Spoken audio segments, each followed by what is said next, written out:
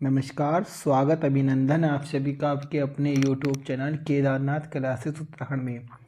बच्चों, आज हम बात करेंगे पटवारी भर्ती के बारे में कि पटवारी भर्ती के बारे में सारी जानकारी आज हम प्राप्त करने वाले हैं कि पटवारी भर्ती के पद कब आने वाले हैं और इसमें क्या क्या योग्यताएं रहती हैं, कौन कौन इसको अप्लाई कर सकते हैं।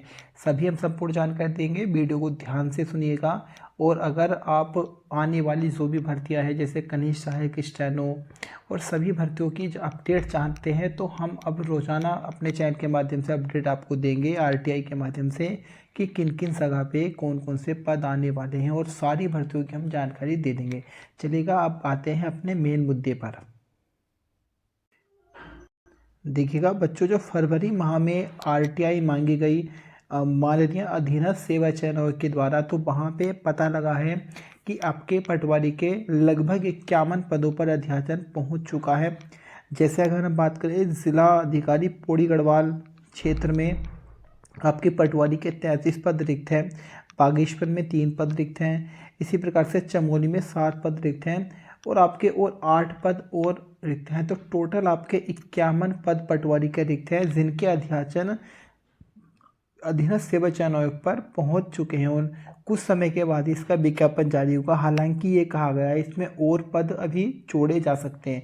अब हम आते हैं पटवारी पद के लिए क्या क्या योग्यताएं चाहिए और आपको टोटल हम चीज़ बताएंगे। शारीरिक दक्षता, क्योंकि इसमें फिजिकल वगैरह होता है और सारी चीज़ें हम बताएंगे, एग्जाम पैटर्न वगैरह। तो चलिएगा, अब हम आते हैं कि क्या क्या इसमें योग्यताएँ हैं। तो प्यारे बच्चों, सबसे पहले अगर हम बात करते हैं तो जो आपकी पटवारी है, पटवारी भर्ती का जो आपका वेतनमान होता है बच्चों, वो होता है आपका पे लेवल 5 की भर्ती होती है और 29,200 इसका बेसिक पे रहता है।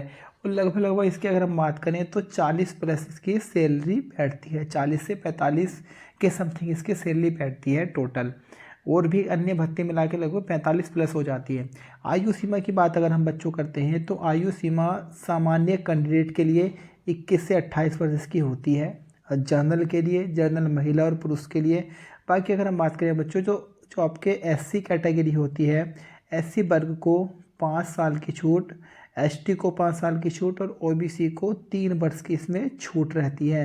सामान्य के लिए न्यूनतम 21 वर्ष आयु और अधिकतम 28 वर्ष आयु होती है। उसके बाद बच्चों अगली हम बात करते हैं, इसमें शैक्षिक अर्हता क्या रहती है बच्चों।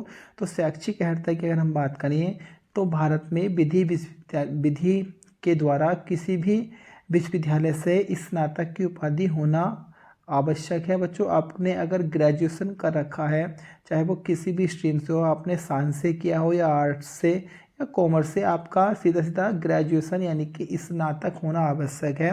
तो इसको कोई भी अप्लाई कर सकता है जिसने स्नातक किया हो और उसकी उम्र न्यूनतम 21 और अधिकतम 28 वर्ष हो। उसके बाद बच्चों हम बात करेंगे, अभी मैं सारी प्रोसेसिंग में बताऊंगा कि कैसे कैसे इसमें स्टेप क्या क्या रहते हैं। देखिए बच्चों, अगर हम शारीरिक दक्षता की बात करते हैं तो जो इसमें पुरुष अभ्यर्थी हैं उनको 60 मिनट में 7 किलोमीटर की रेस पास करनी होती है और जो महिला अभ्यर्थी होती हैं उन्हें 35 मिनट में 3.5 किलोमीटर रेस करनी होती है पास। तो ये इसमें शारीरिक दक्षता में। शारीरिक मानक की बात अगर हम बच्चों करते हैं तो इसका जो शारीरिक मानक होता है तो पुरुष अभ्यर्थी के लिए न्यूनतम आयु होती है 168 सेंटीमीटर और महिला अभ्यर्थी के लिए होती है 152 सेंटीमीटर।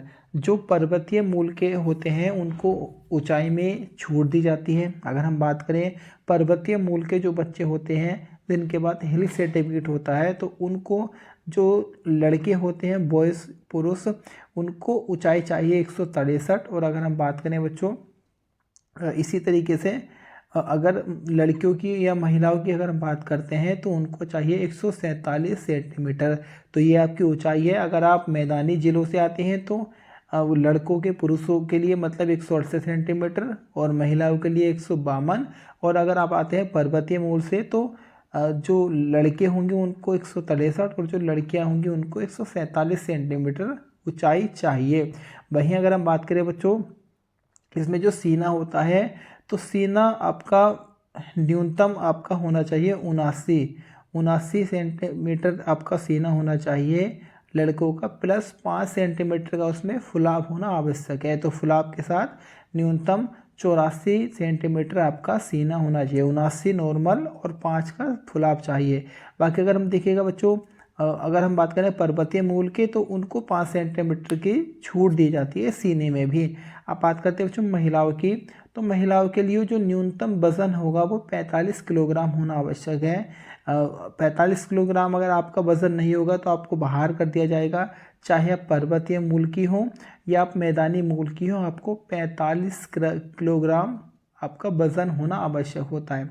बच्चों हम अगली बात करते हैं, इसका जो पेपर का पैटर्न होता है बच्चों, पेपर का जो पैटर्न होगा वो होता है आपका 100 नंबर का सामान्य पेपर आता है। पिछली बार भी जो पेपर आया था वो 100 नंबर का था बच्चों। जो यूके ट्रिपल एससी का एक तरीके से सामान्य पेपर होता है उसी के अकॉर्डिंग है। तो और एक बात मैं आपको बता दूं बच्चों, अगर आपके भी आसपास में आपके कोई रिलेशन में उत्तराखंड पुलिस के बच्चे हों या आप ही अगर उत्तराखंड पुलिस का एग्ज़ाम दे रहे हो, तो हमने एक बैच लॉन्च किया है मात्र 99 रुपये में। उस बैच की संपूर्ण जानकारी आपको डिस्क्रिप्शन में एक लिंक मिलेगा, वहाँ से पूरी जानकारी मिल जाएगी उस बैच के बारे में, वहाँ से आप उसको देख सकते हैं। देखिए बच्चों, अगर हम बात करें पेपर की, जो इसका पेपर होता है वो सामान्यतः 100 नंबर का पेपर होता है, जिसमें आपकी 40 नंबर का उत्तराखंड पूछा जाता है, 30 नंबर का जीएस आता है, 20 नंबर के रीजनिंग आती, हिंदी आती है और 10 नंबर की आती है रीजनिंग। टोटल 100 नंबर का ये पेपर होता है। इसके बाद देखिएगा बच्चों, अगर हम अगली बात करते हैं, मैं आप इसको इसके उम्र बताऊंगा, इसकी जो उम्र थोड़ा ये चीज़ और मैं आपको बता देता हूँ।